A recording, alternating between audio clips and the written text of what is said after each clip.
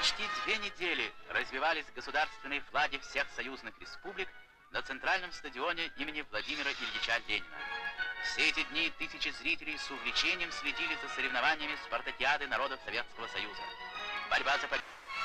Пожалуй, самым популярным участником спартакиады был Василий Ахтаев, баскетболист команды Казахстана. Его рост 2 метра 32 сантиметра.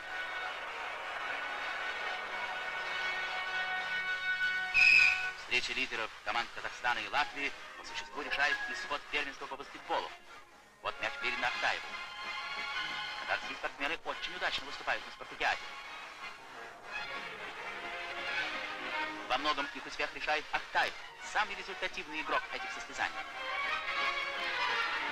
Перед латвийскими баскетболистами стоит трудная задача – дружными действиями всего коллектива нейтрализовать преимущество, которое дает своей команде Ахтаев. Однако в начале игры это им не удается. Не может полностью противостоять Ахтаеву и высокорослый рижанин Круминш. Вот он бежит сейчас рядом с Ахтаевым. Мяч Павла Чачана. Казахские баскетболисты успешно разыгрывают комбинацию. Счет растет. Тренер латышей волнуется. Пора приводить в исполнение намеченный план игры.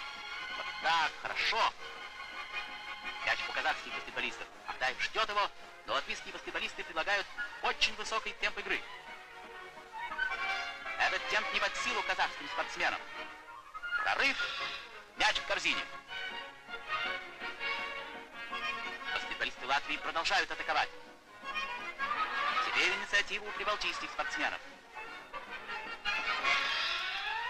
Точный бросок.